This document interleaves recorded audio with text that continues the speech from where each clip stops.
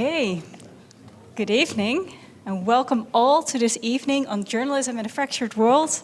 My name is Joëlle Swart. I'm an assistant professor here at the University of Groningen at the Center for Media and Journalism Studies. And it's my pleasure to be your host for this evening tonight. So in the coming 1.5 hours, we'll talk about the role of journalism in a democratic society. And we'll talk about how digitalization has allowed new actors, think of news blogs, think of independent journalists, to expand the boundaries of journalism and make the field of journalism more diverse, right? It's diversifying what we think of when we think of journalism. But at the same time, there's also been media emerging that not bridge the gaps between groups in society, but instead widen the divisions between groups of people. So this evening we'll talk about these topics. We'll discuss what this means for journalism and more broadly for democracy. So brief note about the structure for the evening. We'll start with a lecture by Scott Eldridge, who will present his new book. And in his book, In Journalism in a Fractured World, Scott addresses the changing nature of journalism in a digital age. How have digital and peripheral media challenged our ideas of what journalism is?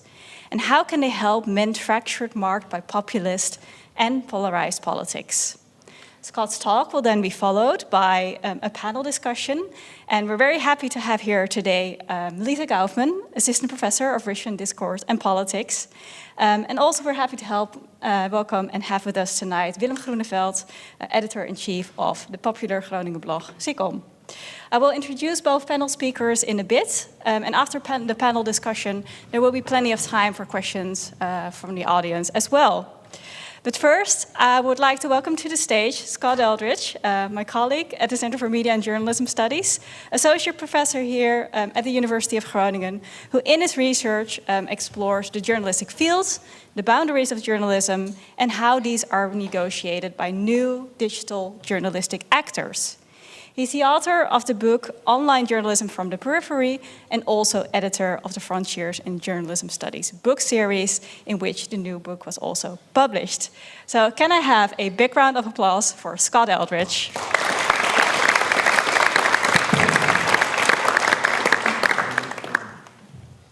Thank you, Joëlle, and welcome everyone. Joëlle laid it out perfectly, so I will just dive in. To talk about some of the themes of the evening. What is journalism all about? What is its role in society? And what is the society that we are talking about? So we can begin with sort of a simple warm-up prompt. And I could ask each of you in your heads to think about something. What do you think about when you think about the word, or when you see the word journalism? And I assure you, without even checking, your answers are probably varied. Some of you are going to think of descriptive things, the newspaper or the evening news. Some of you might be thinking about something more normative, right? So journalism is doing something in society for democracy. It informs citizenries, or it holds powers to account. Others will probably be thinking about power, right? Journalism is perhaps too close to power, too close to commercial power, too close to political power. And you'll have a critical lens when you hear that word journalism that makes you a little bit skeptical, a little bit wary, or a little bit unhappy with how the news is coming at you from this institution we call journalism.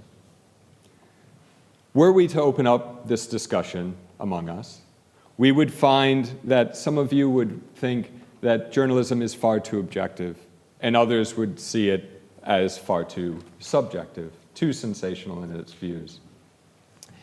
What we would find is that, as it says here on this slide, the most objective journalism would be seen as too neutral to those of you who think journalism should pull no punches in its effort to cover society, whereas others would find that same subjectivity a flaw in a system. Some of you would think that being too opinionated or too one-sided is putting a thumb on the scale, and others would think that forcing some sense of balance when none should exist is some form of cowardice. Now, I cannot dissuade you of your views, and in fact, I don't think it's very useful to do so.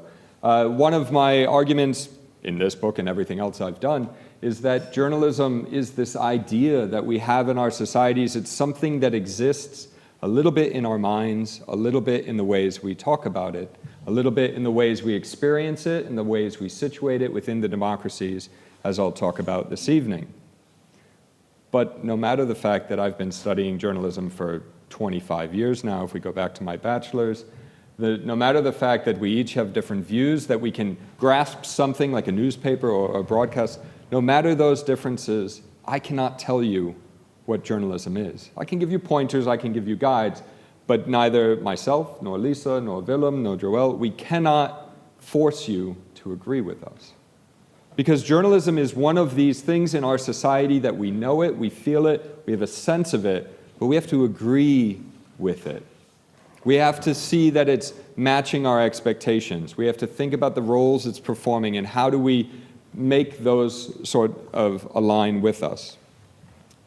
If you're all sitting there with different answers in your head about what is journalism, none of you are inherently wrong. And perhaps none of us are inherently right. It's actually the way that they come together, the way that we start to think about journalism, not as a thing, an object, an institution, but as a socialized field where we start to get a little bit more traction and where we can think about it with a little bit more complexity, as we'll try to do tonight. When I think about journalism and when I write about journalism, I write about it as a field that is socialized by all the forces in society.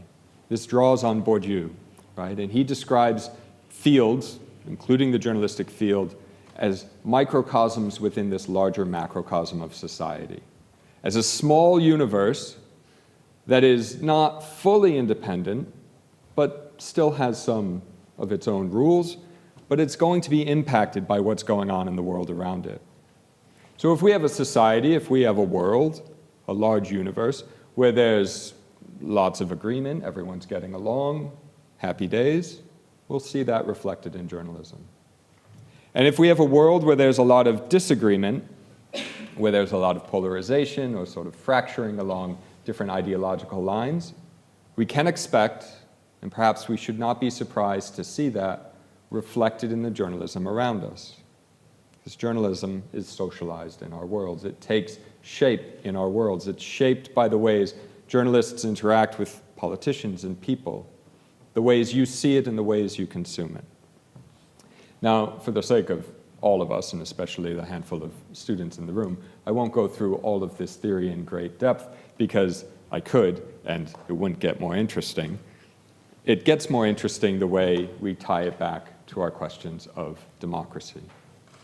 And if I put this question to you, what kind of a society do we have? What kind of a society do we need? What does a democratic society need? We might not have the same variety of pictures and answers in our heads, but we'd probably have some variety. We'd probably have some differences. So I'll put it a different way. What is a good society? This is the question that Chantal Mouffe raises in introducing her theory of agonistic democracy. She offers us two options, and we can think about which of these we prefer. Do we want a society where there's overlapping consensus, a society pacified and harmonious where basic disagreements have been overcome?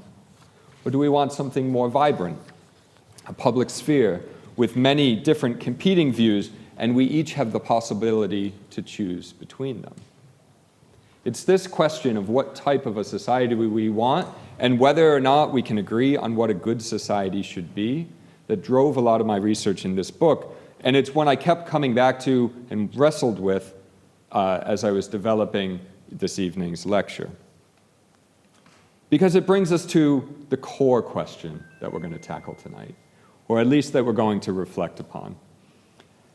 This question, what role does journalism play in building a democratic society, has three key components: journalism, democracy, and society.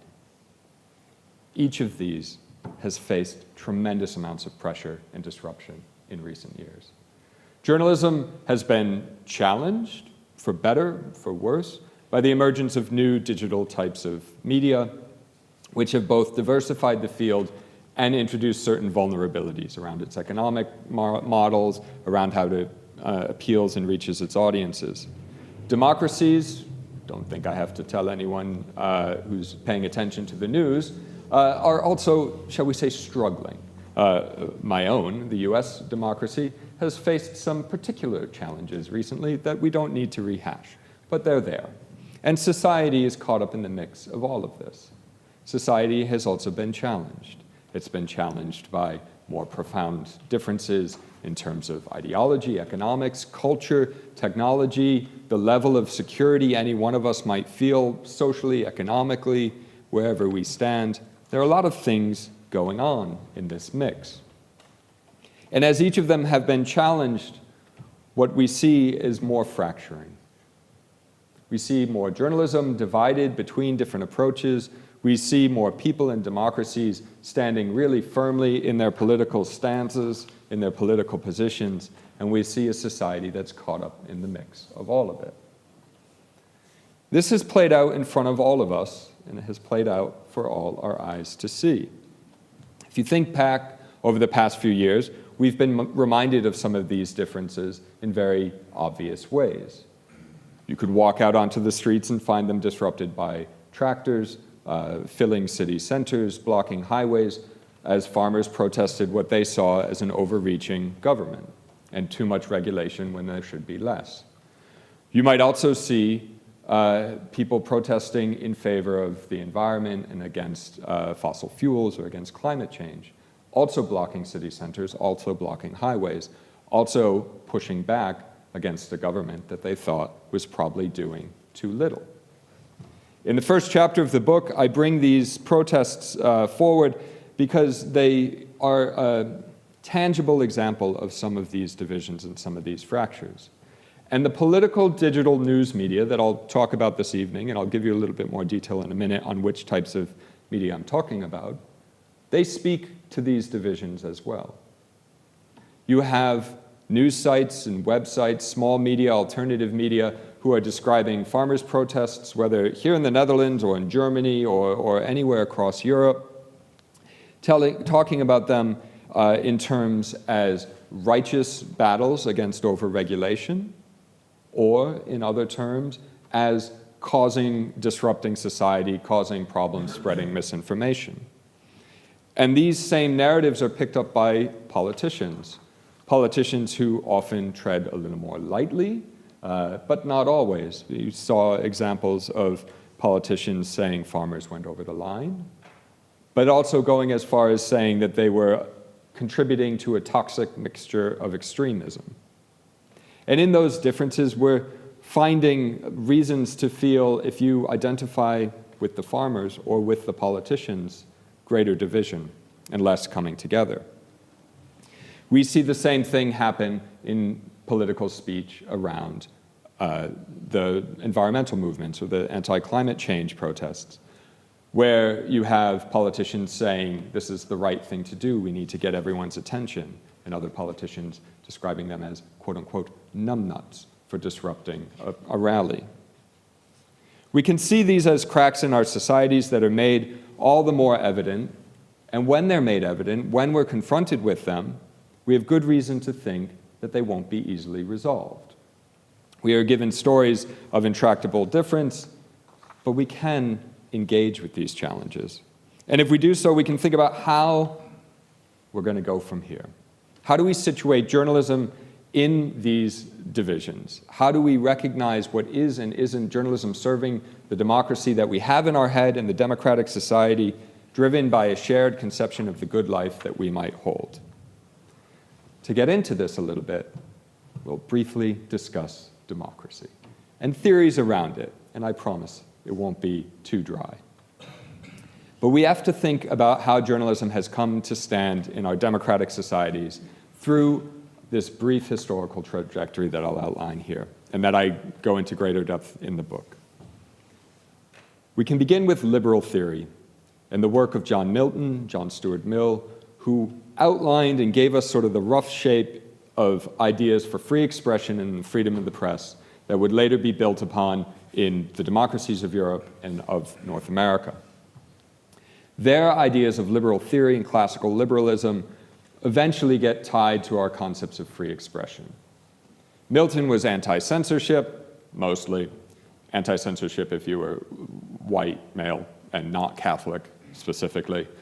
So still limited, but for his time, we can consider that radical. And he advocated against censorship during the English Civil War. John Stuart Mill, he went a step further. He said, not only should we not have censorship and should we have free expression, but it needs to be in a way that allows minority views, smaller viewpoints, those that might not have a lot of traction at any given time, they need to be countenanced, he wrote. They need to be given a little bit more space. And that early left-hand side of liberalism came to be sort of described as this marketplace of ideas, which it wasn't exactly describing, but that's a nice shorthand for it, right? We can have competing viewpoints, and the best ones will out, and the bad ideas will slowly fade away. And that idea shaped a lot of early journalism. Let the market and the forces of the market work, and those market forces can also be at the political level, the informational level. Now, that is something we could call total liberalism, right? Everyone's views should be heard and there should be space for all of them. Then Jürgen Habermas comes in and he goes, I'd like it to be a little bit more deliberative, please. I want my version of a pluralist democracy to be built up around rational deliberation towards consensus. Park your feelings at the door. Don't bring anything personal in. We're going to talk about public matters for the common good. And society will be driven by an emotionless, rational debate. Now, just about as soon as Habermas made these arguments in his work, and even quicker after it was translated to English, everyone pointed out the flaws. Those flaws included you're ignoring emotion, you're drawing these distinct lines about what's publicly interested and what's in the common good, and to Chantal Mouffe and her theory of agonism, you're sort of pulling up the rope behind you. You're telling everyone you can only engage in a reasonable public discourse, including one mediated by newspapers and emerging mass media like broadcasters. You need to do so rationally and towards some sort of consensus. And Mouffe comes in and says, hang on, Habermas, that's not how this world works. For us to be political, to debate, to disagree, to agree, to find our points of commonality and difference, we need all of that to be able to thrive in a democracy. And so in agonism, she describes the usefulness, the productivity of this disagreement. She emphasizes not consensus, but dissensus.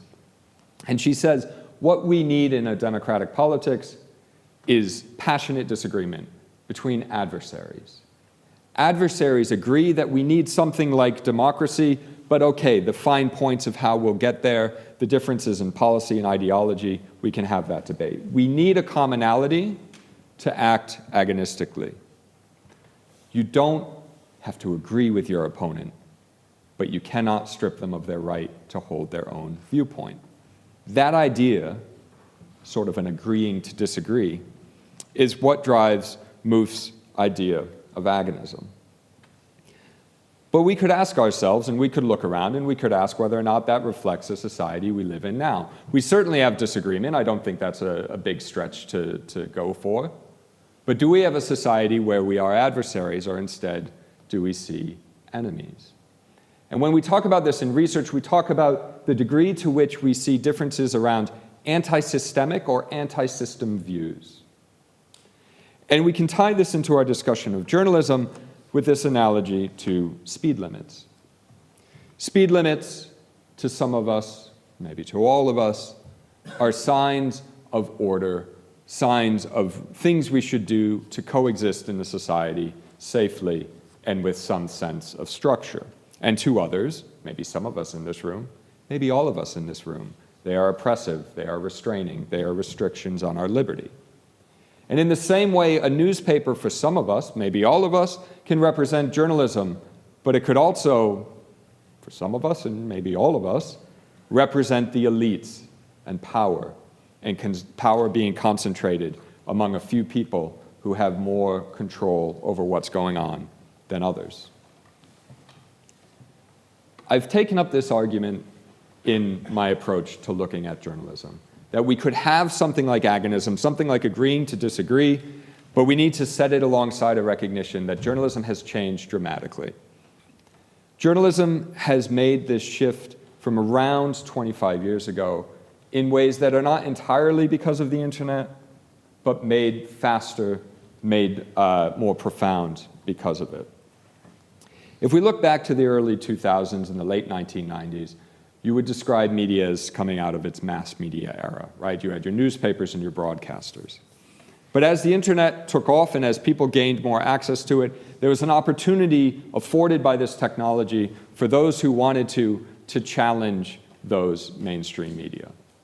And so in the late 90s and early 2000s, you had sites like the Drudge Report and Talking Points Memo in the US, who said that if you ask Drudge, mainstream media was far too liberal and far too hesitant to hold power to account. And if you were to ask Josh Marshall at Talking Points Memo, mainstream media was far too corporate and far too caught up in complacent relationships with political actors.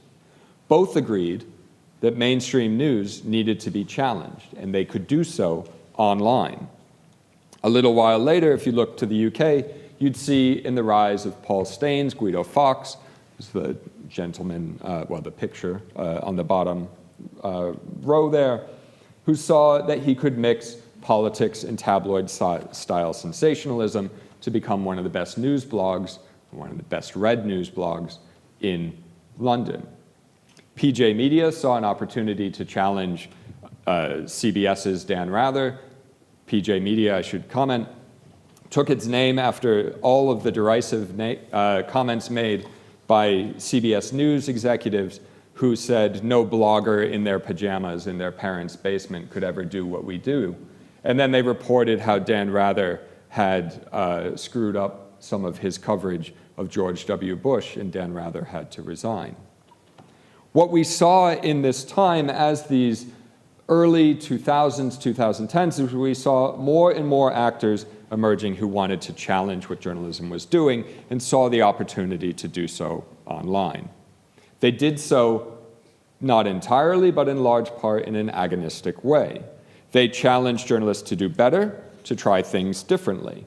They pointed out the flaws in the mainstream approach, and they injected their own style, their own culture, their own voice as they did.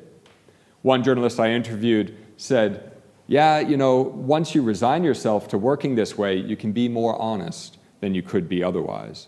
Another said, I can report stories in a drip, drip, drip fashion, and eventually every other newspaper is going to pick up on it.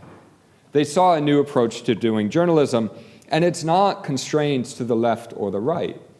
The two journalists who I interviewed, who I just quoted, one is as progressive as they come, and the other is far more conservative than the conservative governments they were reporting on. And the more I looked at what these journalists were doing, the more I realized that they were embracing a lot of similar points to what other journalists at newspapers were doing. On Jezebel, for instance, they had a regular feature called Big Time, Small Time Dicks, where they would cover local politicians who were just kind of being jerks to everyone around them, or engaged in corruption, or trying to hide scandals. And we started to see, especially in those early decades, the rise of something we could call an agonistic journalism. One that recognizes there will always be differences in politics, in ideology, in approach, that we cannot have an undivided society. And at their best, they would play into that. They would speak to those divisions productively, to those cultures. People would feel themselves seen and heard in ways that they hadn't before.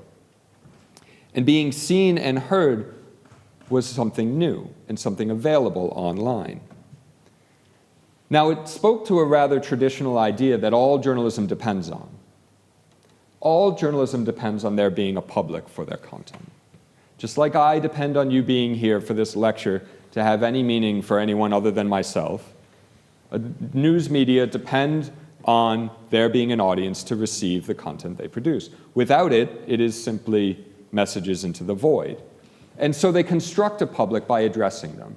They speak to a public. They tell you, yes, you who live in Groningen, who live in the Netherlands, who live in Europe, who live in the world, who feel this way or that way about an issue, when you see that in news content, you recognize that you're part of that public. And a peculiarity of modernity, as Michael Warner says, is that we all recognize that we belong to a public that we may not entirely know.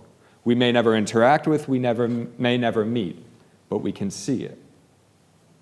And to go back to my previous comment, if you are someone who feels unheard and you see media telling you, we will take your unheard voice, we will lift it up, we will carry it to Hilversum, in the case of the Netherlands, to Washington, D.C., in the case of the US, to London, in the case of the UK, you can understand why that is going to click. In societies that are divided by politics and ideology, it's an understandable appeal, and it's not, per se, a problematic one. Where it starts to become a little bit trickier and it starts to become a little bit more complicated is when that same type of language shifts towards something which Pippa Norris and Ron Inglehart would describe in terms of cultural backlash. When people who feel unheard are told the reason you're unheard is the world around you is changing. And the world around us is changing. This is something we have all experienced in greater or lesser degrees. The things we knew from our childhood are no longer there. Things moved quickly, quicker than we can keep up with. And in that, we find ourselves looking around and saying, I kind of want something to hang on to. And when that something to hang on to is spoken to by some media, and you can engage with it by the technologies you have in front of you, you get this dynamic of grievance being played to and spoken to. As we have in the bottom example, again from PJ Media, who talk about the relentless attacks on everything they hold dear, who talk about how the left and the fellow travelers of the left, by which they mean the media, are attacking all things conservatives might believe in. They use language that says not only do they, whoever they are, not know you, they don't know anybody who knows you. You are alone, but we speak to you. You are alone, and yes, there are others like you, but it's not them, it's us. And they do so in language, as I map out in chapter 7, let's say. I can't remember my chapter numbers right now, but they do so in language that at once affirms that people belong to a group, and affirms that their feelings are valid.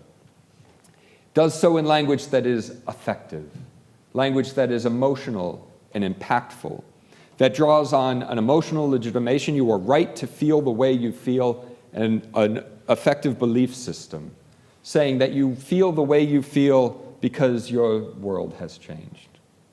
Now this happens on what we might call the left and what we might call the right or the progressive or the conservative, and I assure you those lines really start to fall apart when you look more and more into how this stuff is working. But the bottom two, a language of affront and a language of grievance or aggrieve, those happen more often on the right, the libertarian right, the far right, the more conservative and social conservative in particular.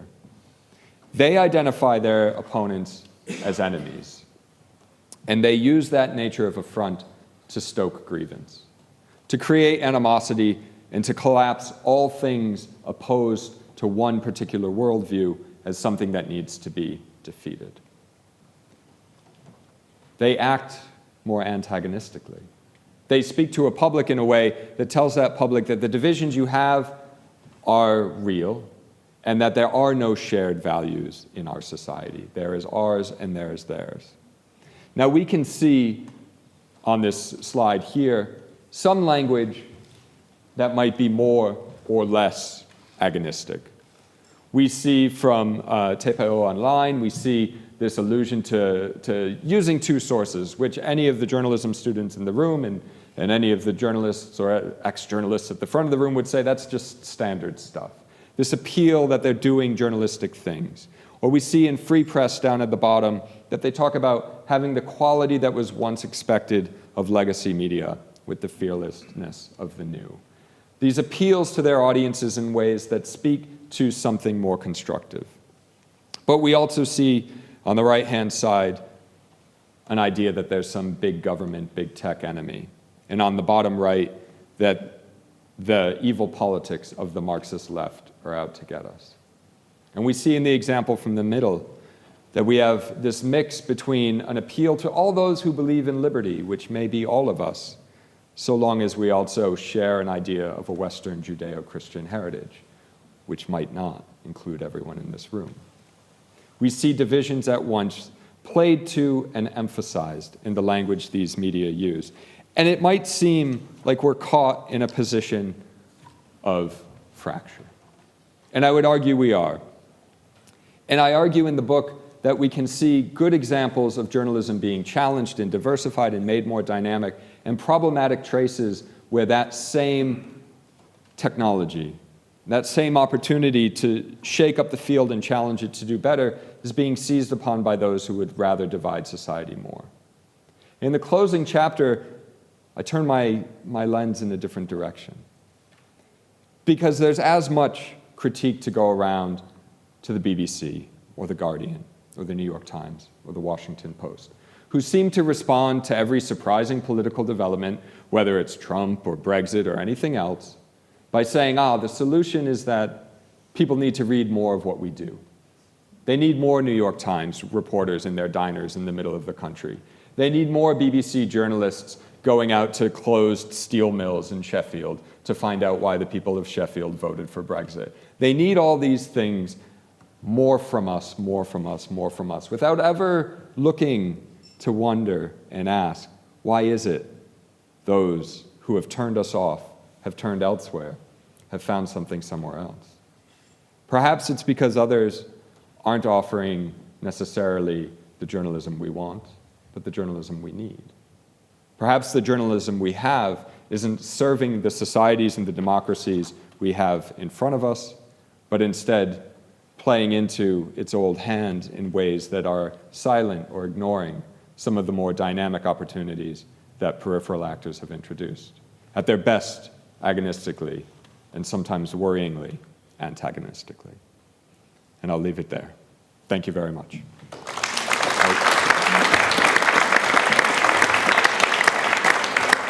If I can say one quick thing before I go.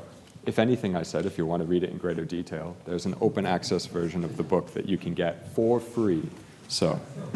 Very good PR. I was about to say it at the end of the session, but if you want to have the book, feel free to scan the QR code already.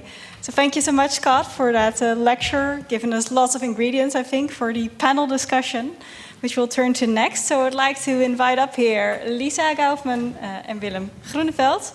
I'll introduce both of them briefly. So Lisa Gaufman is an assistant professor at the Research Center for the Study of Democratic Culture and Politics at the University of Groningen. Lisa's working at the crossroads of international relations, but also cultural studies, media studies, so very relevant for the topic of today. And in her research, she studies information manipulation and interference.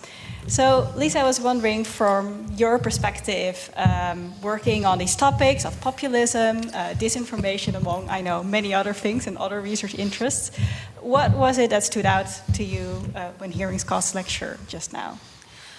So thank you so much for inviting me, and I should out myself right away that I'm not a journalist or even a former journalist. I'm a political scientist. So what is interesting for me in Scott's book essentially is how I can study the stuff that the journalists produce. And again, as Joëlle mentioned, I'm working on a big project that's related to misinformation, which also produces a lot of questions that Scott asks in his book. Essentially, one of these divisions is often made, like who actually makes the decision what is information and what is misinformation? Who has the authority to make these decisions? And I think that in Scott's book, you can actually clearly see his very, I would say, charitable reading of a lot of peripheral actors. And the problem that we usually have in misinformation research, we deal with a lot of really, really nasty things, to put it mildly. So we often research very, very far-right blogs and messaging boards where we can see extremely polarizing and extremely hateful content. So when we take the perspective that Scott has in his book about this agonistic politics, so we're supposed to have disagreement, we're supposed to have, productive disagreement, we're supposed to have a passionate debate even. But the problem is when you look at it as a political scientist, you also start to ask yourself, where do we actually draw the line at the agonism and antagonism? Because if, let's say, a board that we're reading advocates murder of a certain group of people. That's certainly passionate, but that's not constructive and agonistic type of debate.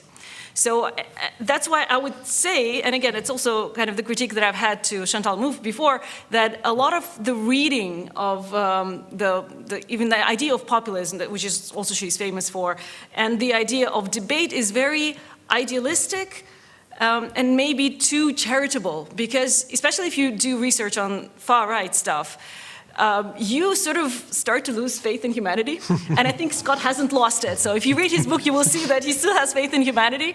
But when you study, hateful content, you kind of you sort of start losing faith in humanity a little bit. And so, even so, we still need to figure out how to deal with people who produce that kind of content, and what can we do about it, essentially. So that's why this kind of quadruple A framework that Scott developed in his book, affect, affront, affirm, and aggrieve, I think that this is actually a very helpful way for us, people who are studying misinformation and the way it circulates on different media. How does it actually attract attention? How does it actually maybe even correlate with the engagement that some of those blogs receive? And what do we actually do to analyze the way it actually affects the population? Because if you take a look at a lot of policies that have been developed within the European Union, a lot of them are based on fact-checking. You would assume, again, a very Habermasian way, I guess, that you come rationally, you establish the actual facts, you establish the objective truth, and that's going to solve the problem. So if you tell people this is the actual scientific knowledge, they will believe you and they will stop spreading misinformation. But unfortunately, that's not how it works. And that's also has been a problem with the European Union policies, where you can see that fact-checking only works to an extent. Because, and that's where Scott is right, affect. People very often spread misinformation because they are feeling emotionally connected to it. And that's why I think that Scott's framework is so productive. Because you not only capture the affect part, because people are emotionally connected to what they want to engage with, what they want to read, but also they want to feel seen. They want to feel seen by the people who produce information. They want to feel seen by the news media that they read. And they want to feel something when they read it. And that's, I think, has been a major oversight from a lot of policymakers who just think we can fact-check our way to democracy. I don't think we can. I'm afraid so. And I think that in Scott's book, it's actually very clear why we cannot do that. And again, there is a lot of space for different, what Scott calls peripheral actors, peripheral journalistic actors.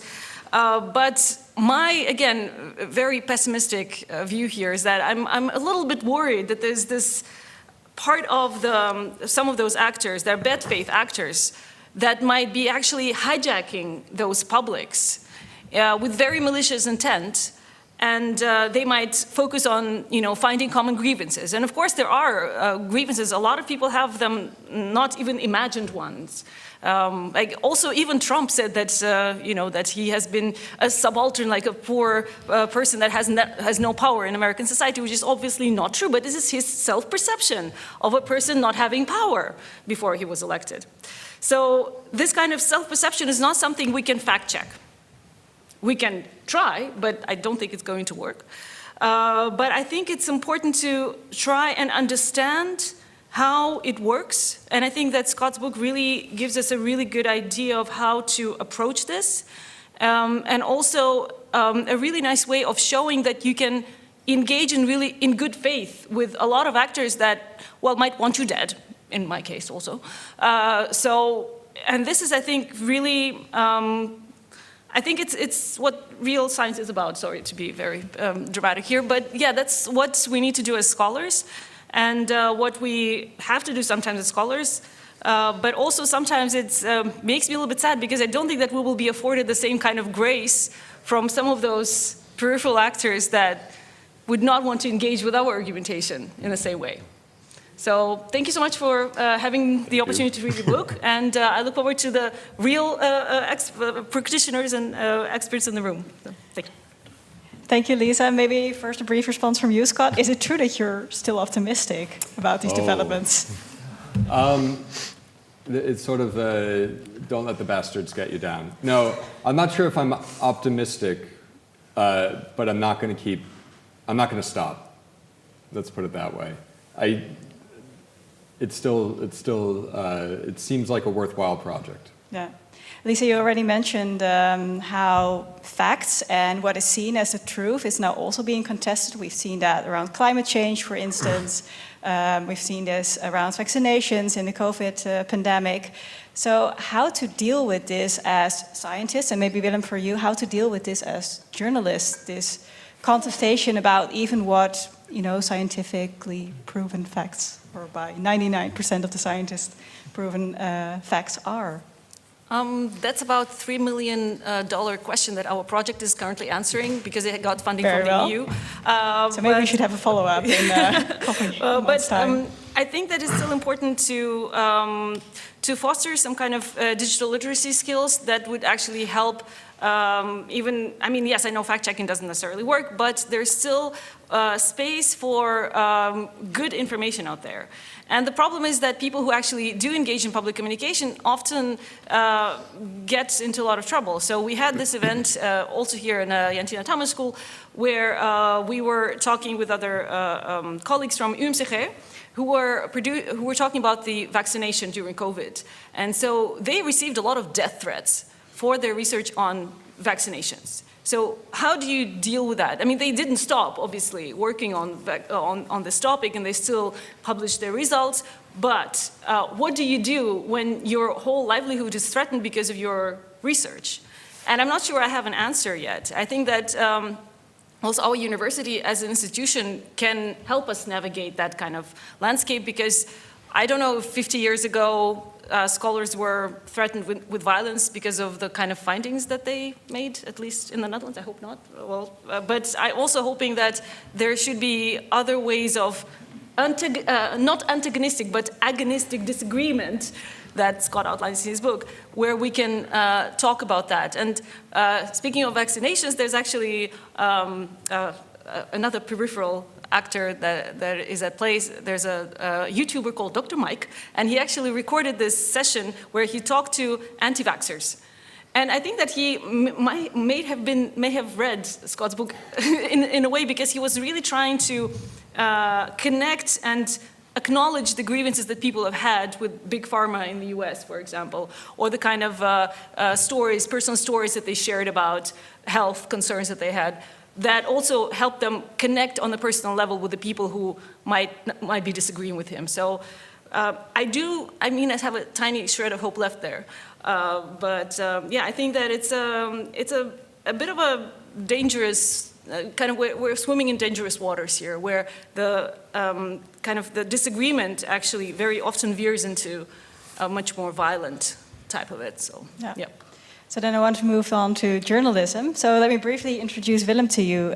Willem Groeneveld, Dutch journalism, started working as a game journalist at what now is Mediahuis, used to be NDC Media Group.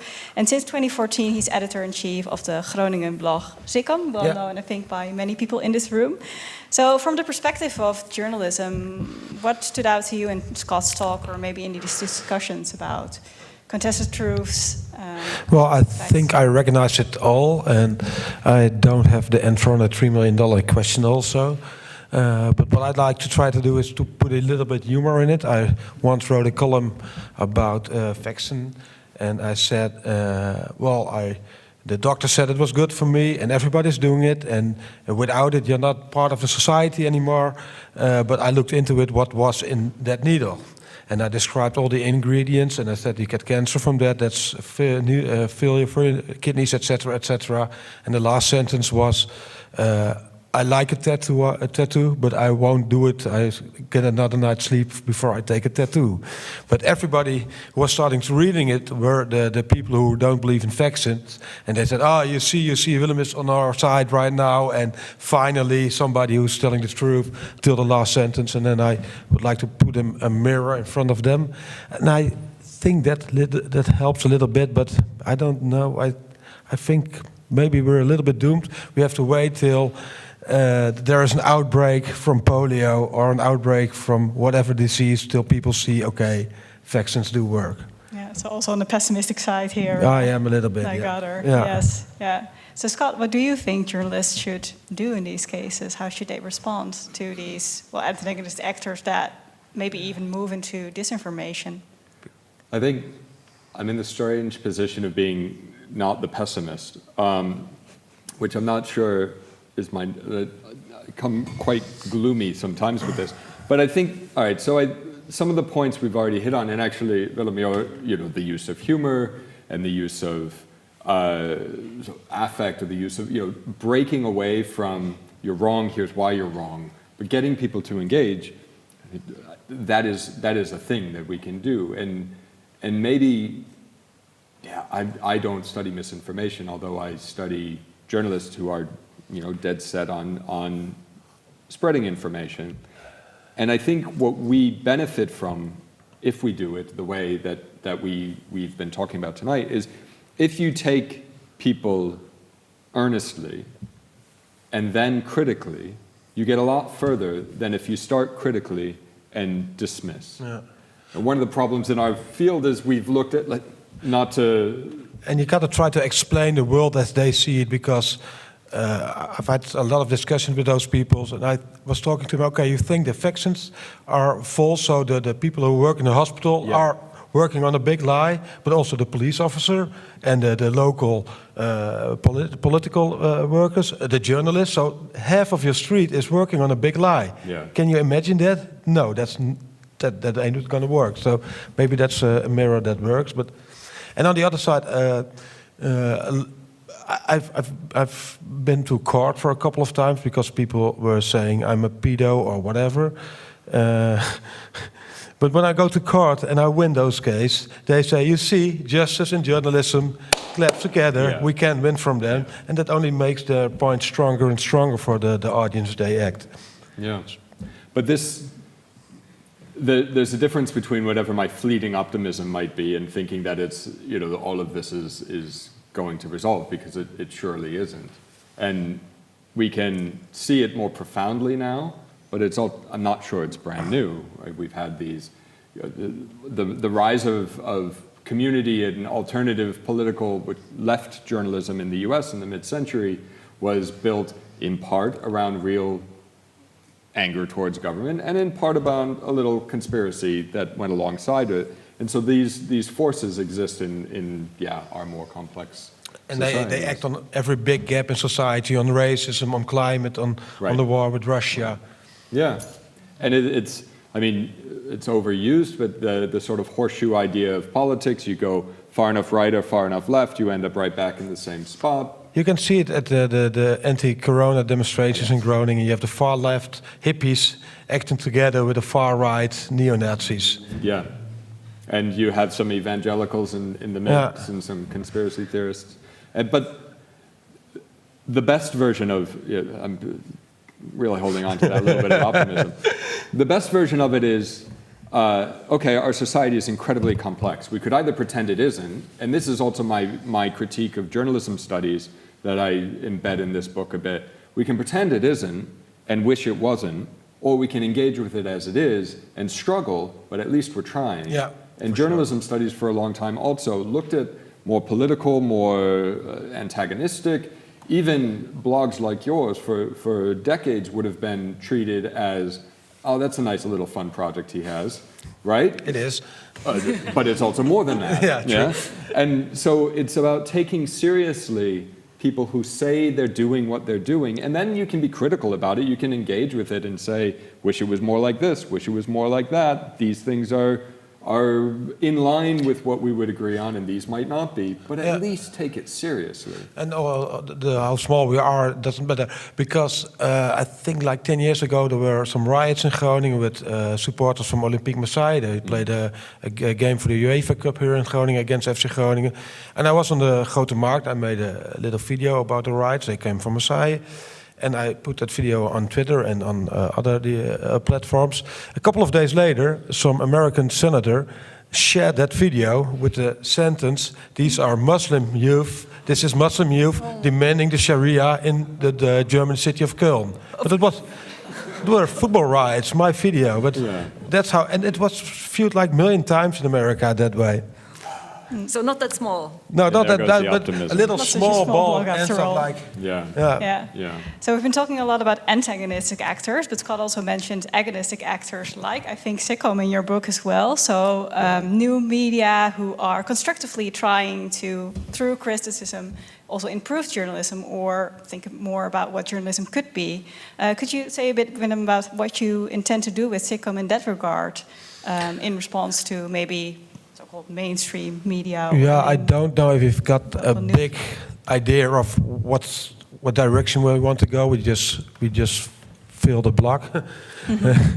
But in the end, I think, well, the Corona time was a good example of it. We saw all the misinformation being shared underneath every post we made about a doctor from UMCG told the hospital is full with Corona people, etc., etc. And there were people saying, he's lying. And he's lying? No, he's not lying. So we kicked out those people very roughly. And the people who worked in the hospitals in Groningen said, there are no more social media platforms we want to check. Only Sicom, because we got a feeling you're defending us. But I don't know if that's the role of journalism. But the side effect was those people who are being banned were saying, you see, we must be right because we are silenced. Yeah. What to do about that? Oh, but I think this is also, I mean, this is the challenge, right? Because you could say, are we supposed to be on the side of UMCG and ban the commenters for perfectly valid reasons? Because you're not a public institution. You don't have an obligation to host comments even. You know, you can make those decisions. And people who would be allowed or would be banned would find a point of disagreement in either case. We see this also when even more draconian approaches, right? So you have media that, for whatever reason, the government doesn't like, from extreme neo-Nazi sites to far-left disruptive anarchic sites, and governments will shut them down, or web platforms will stop hosting them and things like that, and they will always find another place. Yeah. The politics are not dealt with alone by the media or the conspiracies or the belief systems or the ideologies. None of those can be solved in one space. They're part of a whole society problem. So when I asked early on, what is the society we want and what is a good society, we have to recognize that not all of society is good at the same time, and maybe we strive for it in these ways that I think you induce friction, which is sort of this happy tech term, right? You make it harder for people to attack their opponents. It at least forces pause. But and you want to give the public who you are working for, your audience, a free space to act, right, and not to be bullied by somebody who's called Fridge 43 at whatever. Yeah, so how to make space for that kind of criticism of journalistic media in this society where debates get so easily polarized.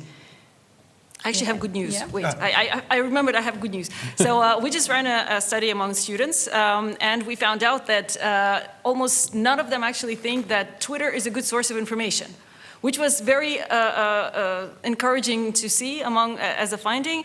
But it also shows that the students don't necessarily believe that kind of opening space to extremely hateful rhetoric is a good strategy to increase your credibility as a platform. Because what Elon Musk essentially did, he said, oh, like this was all censorship, this was all like we need to have free speech, and that's why let's unblock all the neo-Nazis we used to have here on the platform. So, and the students, I think, see that, and that was very comforting to read in the responses that they had in the survey, because a lot of them just said, okay, it's from Twitter, I do not trust this at all.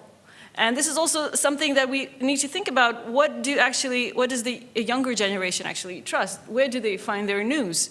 Because, I mean, they don't trust Twitter, they trust TikTok. Yes. That's Yeah, true. to some degree, I would say. But you mentioned an interesting point, Lisa, about audience trust, which I also wanted to follow up on. Because I think one of the consequences of these new actors is also that people maybe start to distrust journalism, or at least mainstream journalists, and maybe even newer journalistic actors. Because both these media, but also populist politicians, as you're researching, Lisa, they're also framing journalists as part of the elites. So how can we sort of stay critical of news media as citizens while not also then moving into the side of cynicism or maybe hostility even against journalists?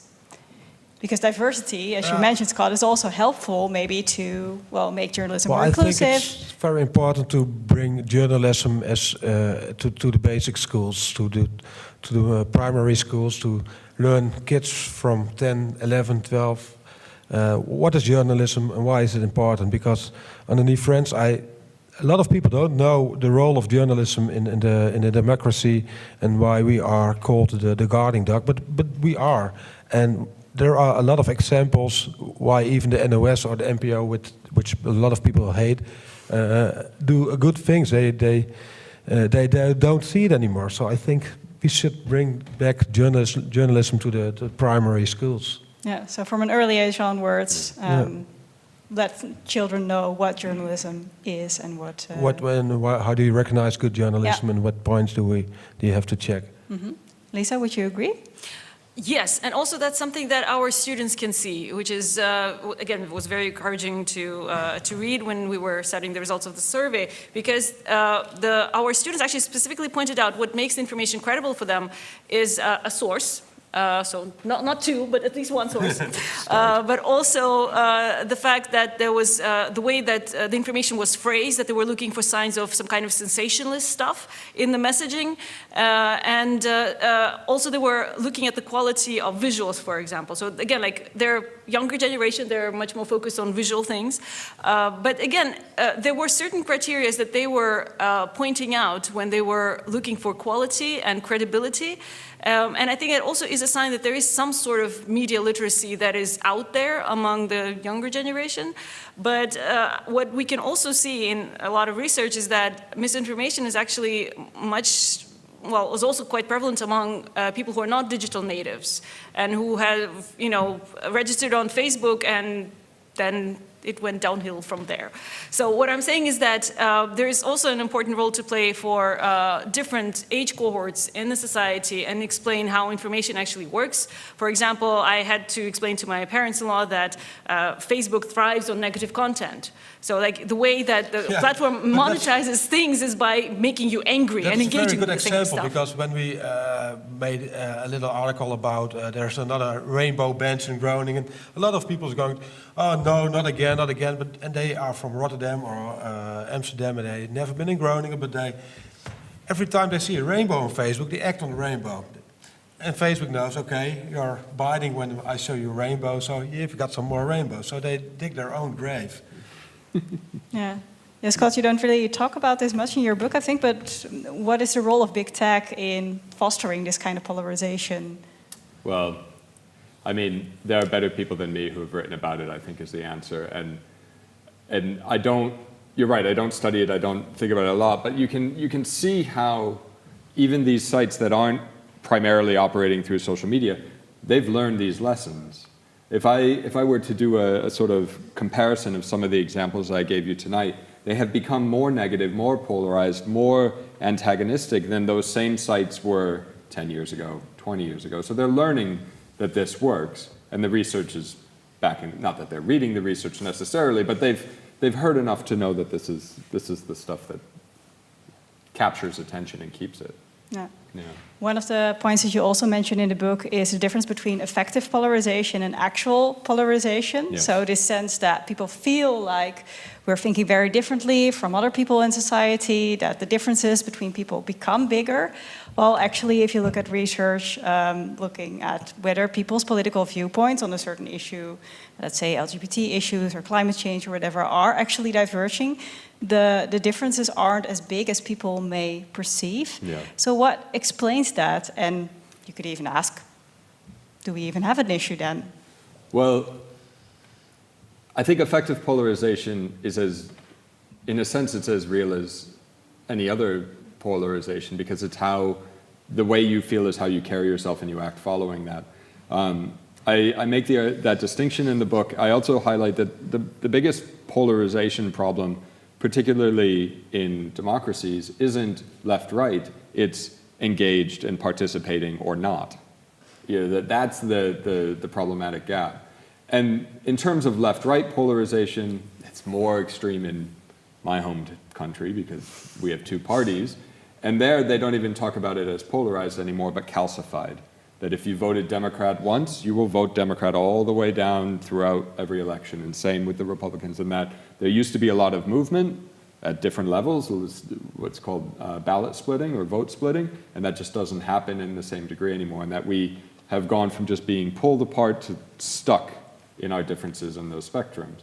But that's still only among the people who are engaged. So I think step one, get more people engaged. The more engaged they are, they start to see there are more similarities than differences. Yeah. That would be my. You want to add something, Lisa? Because this is your pet topic, of course.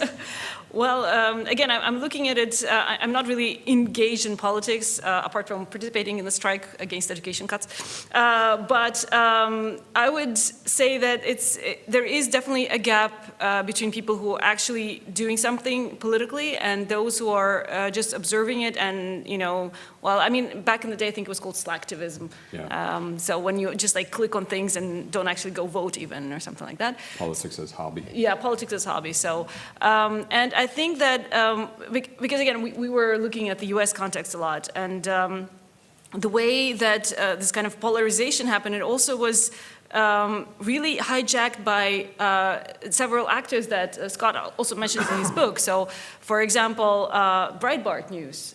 This was a major player in mid 2010s, because this was one of the ways, it was one of the channels that actually canalized and even, I would say, condensed a lot of the far-right publics around this one even candidate. I mean, there's also a lot of research that shows that Breitbart was instrumental in coalescing Gamergate publics as a Donald Trump electorate. So Gamergate, for those who might not know, is this big scandal where there were female journalists and gamers who were harassed and doxxed and threatened by a lot of male gamers who thought that that women are encroaching on the gaming spaces, essentially. I mean, that's a very brief, simplified description. Yeah. But the point is that this was a very successful way of creating a counter-public that eventually became a very important way of actually engaging them and canalizing and like moving them towards an engaged electorate. Yeah. So this was one of the examples where you can actually engage people, but not necessarily for good. So yes, I do agree that we need to be a bit more political. Of course, coming from political scientists, yes, we have to be more political. But we also need to make sure that we're not just talking about like the high level, like I don't know, Tweede Kamer or something, but there's also a lot of things that are happening locally. Yeah. And local politics is extremely important. And also journalism and local politics is extremely important. And also step out of the bubbles online and meet each other in real life, go to the stadium with each other and find some other bubbles, and you discover that there's much more to connect than the forces. Yep. Yeah. Are we more disconnected now, though? Because you could also think in a country like the Netherlands with polarization in the past, we also had different media who were targeting different publics, Catholic, Protestant, socialist. What is new in the situation now? Not so much. I think we're in it, but 2.0. Mm-hmm. Yeah.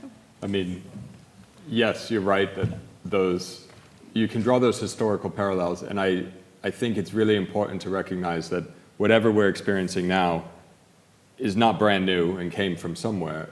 The intensity and our ability to engage with it in all sorts of waking moments, that I think has changed.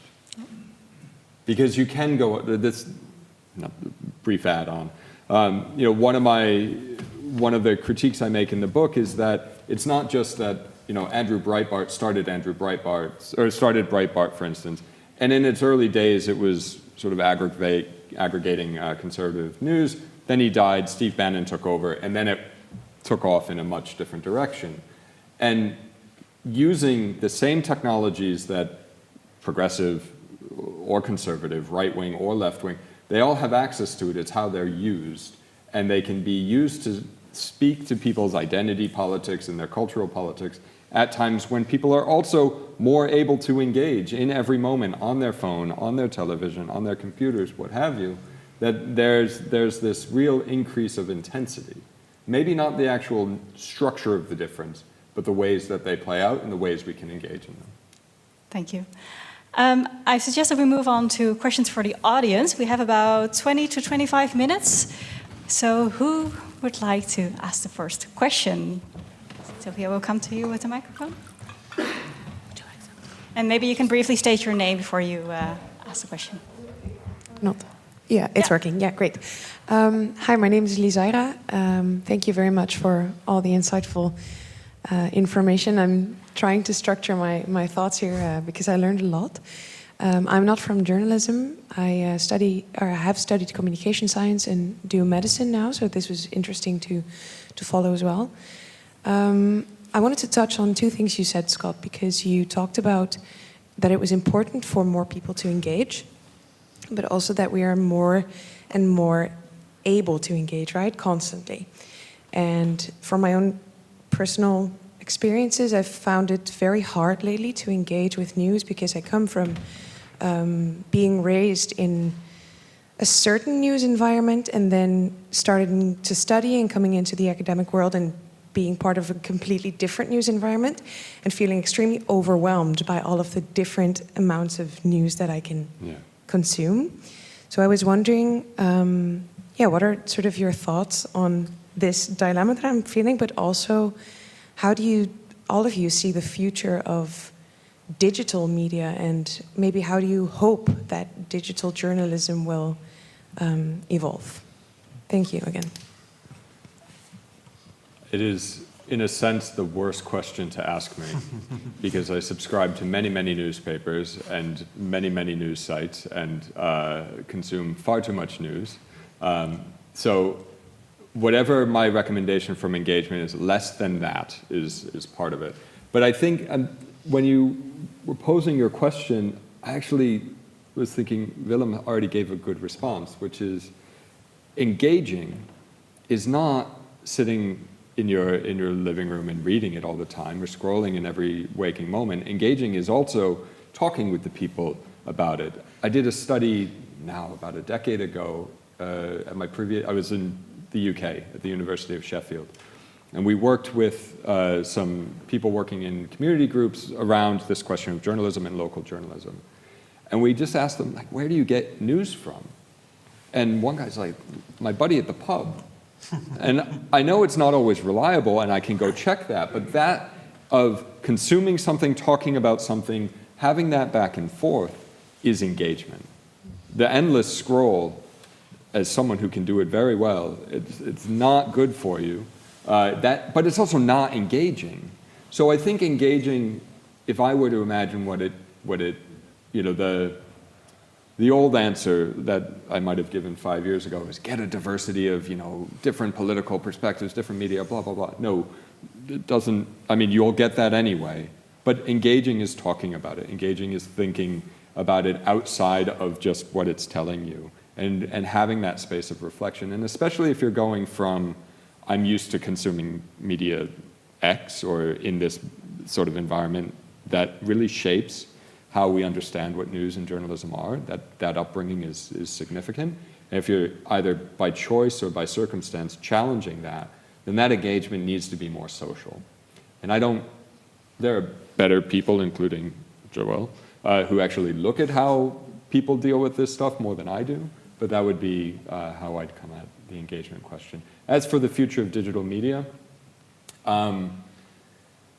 every technology has been heralded as the savior and the scourge of the one that it was replacing.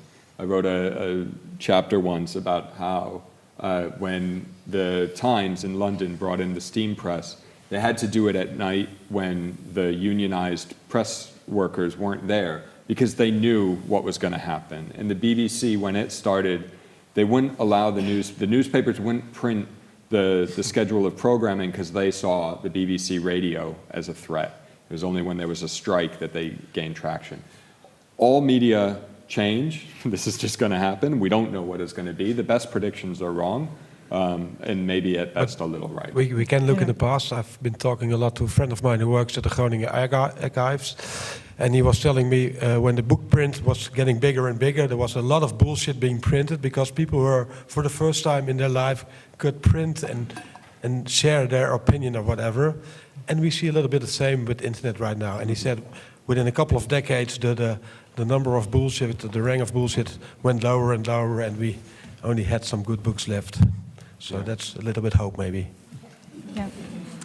See some questions in the back.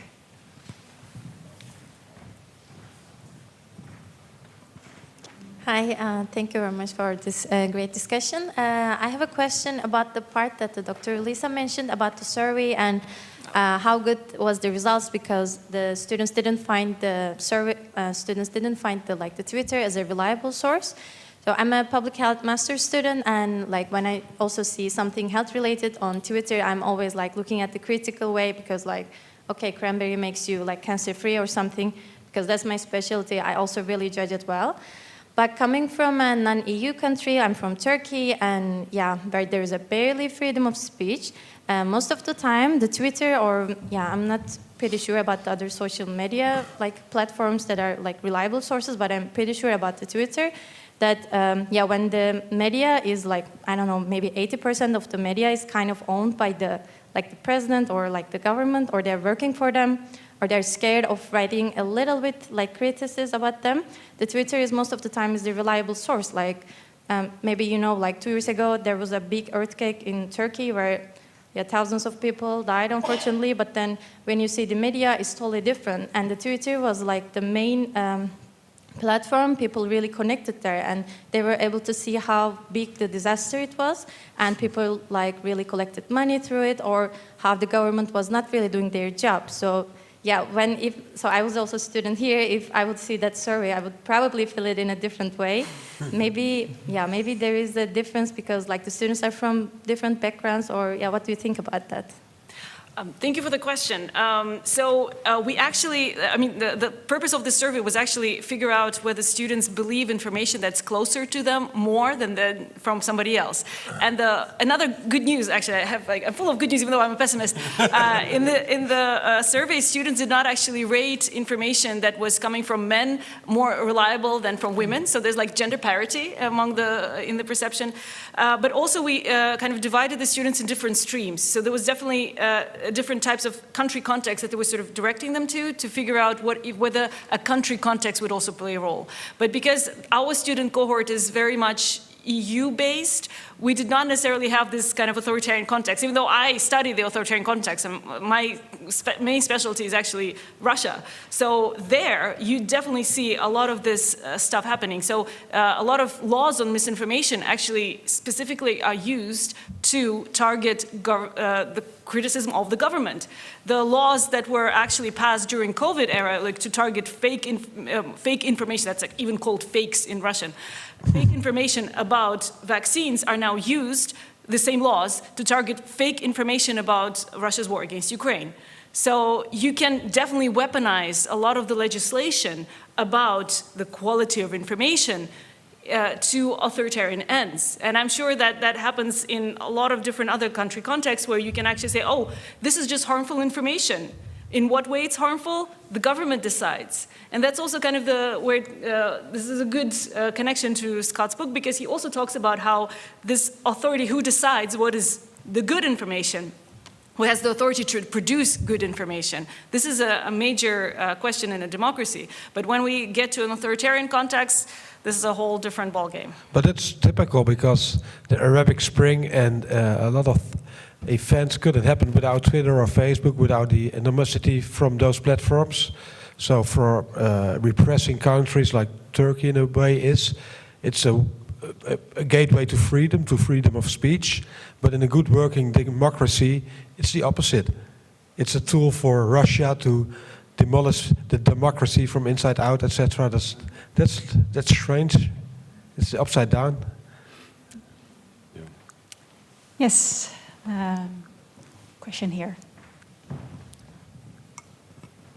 Hi, I'm Juliette, and I have a question a little bit about the book, which is hypocritical because I have, in fact, not read the book, but mainly on the title. I myself used to be an optimistic person, especially in politics, because I loved it. And then later on, I do think I'm a pessimistic person. And I think that's really backed with, I feel like we have the exact same issues, they're just packaged differently. And everybody seems to be very opinionated about them, but they don't really get solved. So my question to you three is, do you really think the world is fractured? Because when I look into history, especially when it comes to communication, it feels like it always has been. So are we just playing with different tools, or is the world actually much more fractured than it was before? I think we see it more in front of our face because I can see the reactions on the New York Times, on Facebook or Instagram, and I haven't seen that 20 years ago. So we are more aware of it, I think. Yeah. I see Scott nod. Would you agree? I think you're right in the sense that we've always been fractured. And any suggestion otherwise is someone being a little bit ahistorical for fun. And if you ever read the book and you find that I was ahistorical for fun, feel free to call me out. But I tried to make the case that these divisions, there are ruptures, there are fractures in society that have been there and that are still there. And they are more intense, and we are more aware of them. And I think in that sense, the difference is we're all confronted with it, or we can be confronted with it. We may opt out, or we may find ways of isolating, but they're more obvious, perhaps. I had an interesting discussion with a colleague of mine who's not here, so I can talk about him freely. When I was presenting this book, just before I'd finished it, he said, "Is it fractured or is it fragmented?" And we went back and forth and back and forth and back and forth, but fractures can be healed, so there's some optimism there. And in a way, it's like, yeah, we're fractured. And to a degree, that's fine if we can find a way to work within that, if we can find a way to see that differences are not discluding, right? And we have been before, and we will be again, and there will be different fractures packaged in different ways. So I'm not convinced we're not fractured. I'm not willing to say it's all bad that we are. Bowling for Columbine is a good example of it. I don't know the exact numbers, but I thought it was some year in San Francisco, the number of murders were going down very hard. So the city was much more safe. But the attention of the media outlets were 6 times highest that year. So the people in San Francisco thought the city were unsafer than ever before. Yeah. And it was just the pressure of the media and the social media. Yeah. I think we first had a question in the back, and then here at the front, you had a hand up, and then we move on to you. Hi. Hi, thank you. My name is Rob. Very interesting to hear all from you. And nice speculating about what all can be. Just think about information.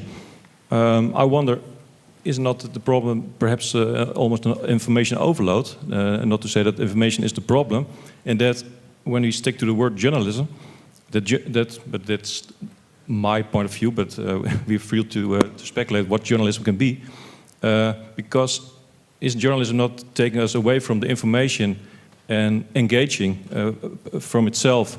Let me think about information. And then COVID is very interesting, because it was perhaps a perfect storm being critical about society when journalism and COVID and information were all teamed up. Not my point of view, but just reading from the outside.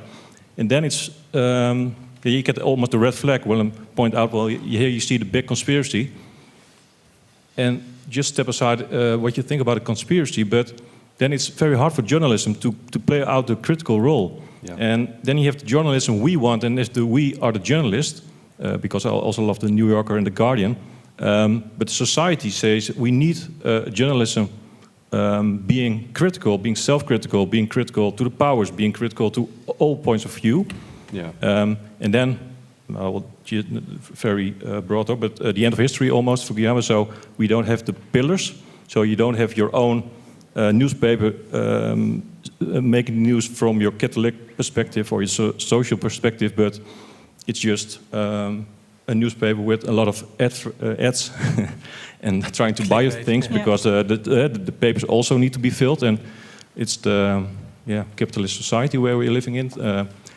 Then it's very hard to see what is journalism doing. And then I think, well, then fractured, then I go on the social media and I'll make my own story. Yeah. So the relevance, because we can speculate about, hey, it's very optimistic or pessimistic, but what is journalism have to do to speed up? So mere the optimistic view, cannot journalism step in and make the bar higher and make more points of view in the journalism to see and gains more attention and attraction.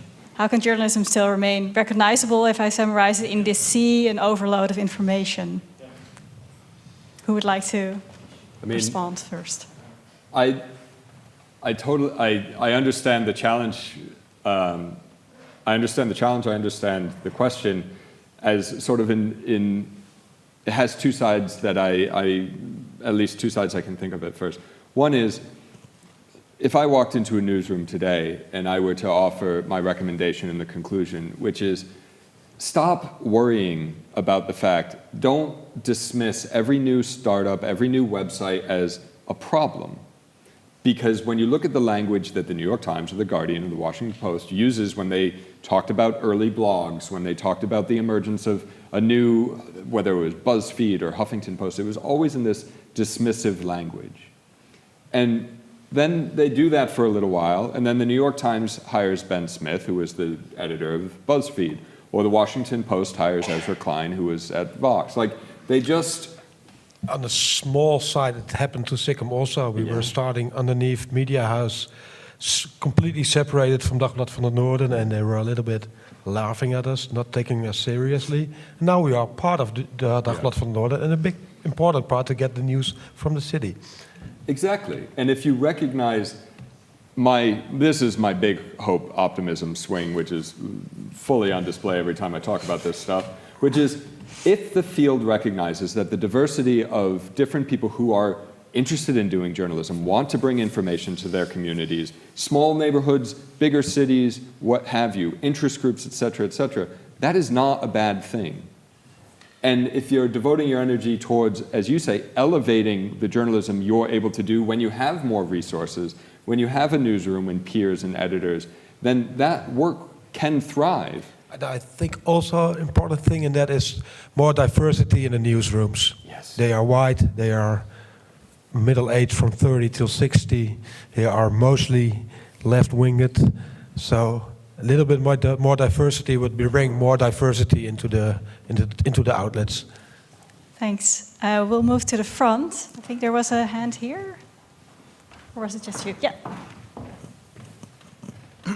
Thank you for tonight. So I want to talk a bit about the future. So Willem, you said, and I heard the girl over there talking, that regimes can have a major effect on what is in the news, and I'll call this mainstream media.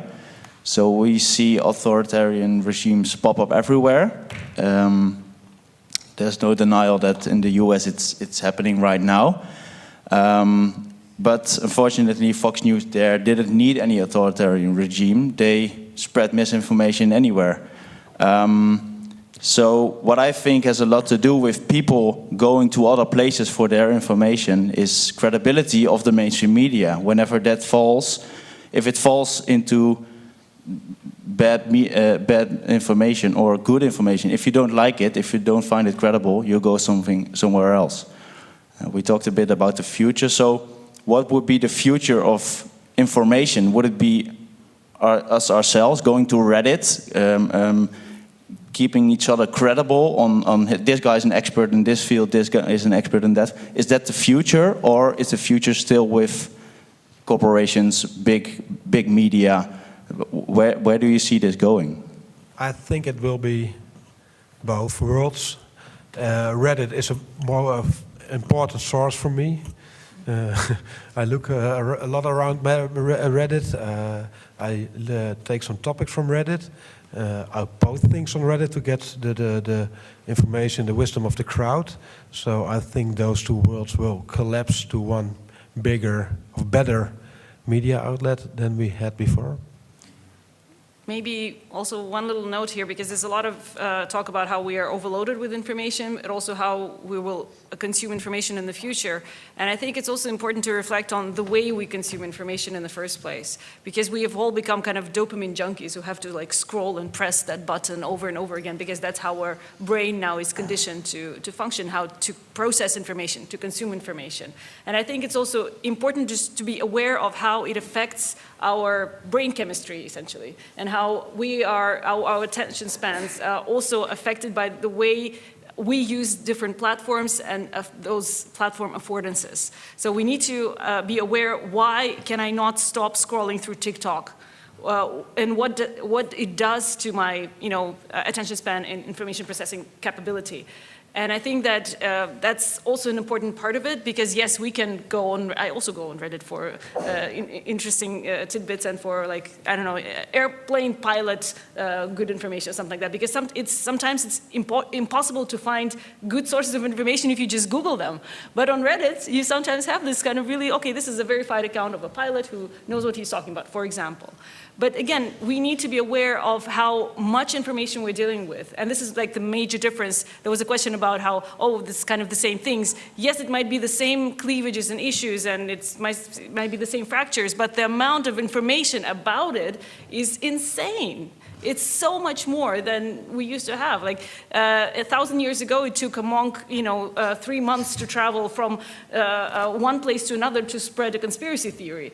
But now it takes one click, less than a second. Yeah. So that's also kind of the problem, the speed and the amount of information and the way we consume it. And also the way people find other people who think the same way. I used to say in Bedum, I'm from Bedum, a small city here, we have one villager lunatic, but he's now finding all other lunatics from all other villages on the internet, and they are thinking they are the world, they are the people. And that's a problem also. Yeah. Online, there's a group for everyone, you could say. Yes. A bubble for everyone, yeah. Absolutely. If I can just one thing to think about, fully agree. When we're talking about information, information's not just the domain of journalism. And I promised I wouldn't go fully into Bourdieu, but I'll do a little Bourdieu right now, where when you think about what journalism is all about, one of its main goals is to give a vision of the world to society, and society to agree. And they agree by reading, they agree by subscribing, they agree by clicking. But that's also the goal of us here in the university. We are trying, through the work that we do around science and knowledge, to present a vision of the world to all of you, and you look at it and you go, yeah, I buy that, I accept it, and I confer some sort of trust relationship or valorization on what we're talking about. And so are politicians. And they give you that vision of the world, and they give you information that says this policy will solve it, or I will solve it, or only I can fix it, whatever your choice. And if you vote for them, or you vote for the people who vote for them, whatever the case may be, you're conferring some power in their direction too. But that's a competition that's playing out in our society around information, around our takes on information, around what's good, what's bad, what we agree with, what we don't. And journalists are major players in it, but they're not the only ones. And they're caught in this competition, and you can watch it play out anytime you look around. And Reddit maybe is a space where that's also happening. Twitter is/was a space where that's also happening. These are all the interactions of these people who are engaged in this bigger social process. We've sadly almost come to the end of this evening, so maybe one final question for a brief answer for all of you. If we look to the future, indeed, in terms of how we can foster these types of debates and produce pluralism that is productive disagreement, as Lisa talked about, rather than types of disagreement that only widen gaps in society. What is needed? What would be one thing that you would like to see in the future, either from journalism or from other actors here? Well, I think the point that I made earlier tonight, that journalism should be a part of the primary schools. And I think it's very important to go to places like FC Groningen, for example. I'm a fan of FC Groningen, but what I really like there is I'm there with a group of people who are outside of my bubble, and I'm speaking to them every week, and that connects those bubbles and show all of us that there is more in common than divides us. Yeah. Lisa? Well, I'm an academic, so of course I'll say education, but I think it's a part of it for sure. But also connected to what Willem has said. I also remember when the full-scale invasion of Ukraine started and Russia attacked Ukraine, and I was going really crazy reading the news on Twitter.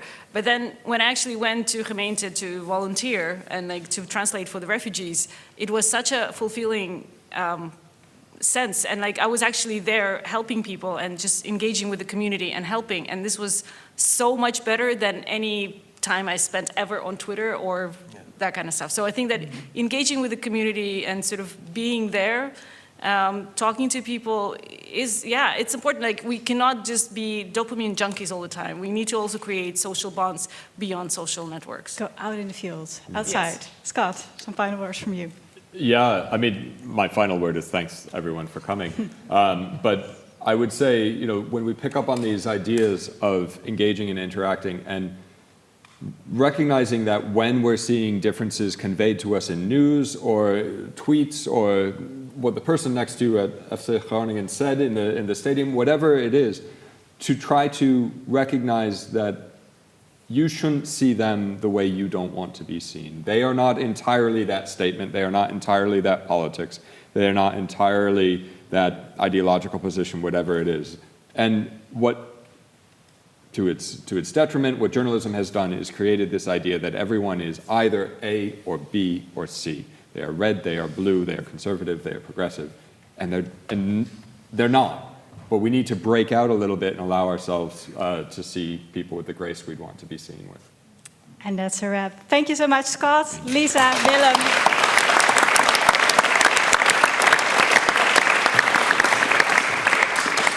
And thank you as well to production, the Studium Generale team, and of course to all of you for being here and for all of your questions. For future events, keep an eye on the website of Studium Generale and of the Antina Thomas School. And I would like to thank again the speakers. QR code for a survey, so if you would like to fill that in to let us know what you thought of this event, that would be really helpful and appreciated. As I already mentioned, Scott's book is freely available online as well. So if you simply Google the title of the session, Journalism in a Fractured World, you'll find on the top result probably the website of the publisher where you can download this book for free. So thank you, have a good evening, and perhaps see you soon in the future.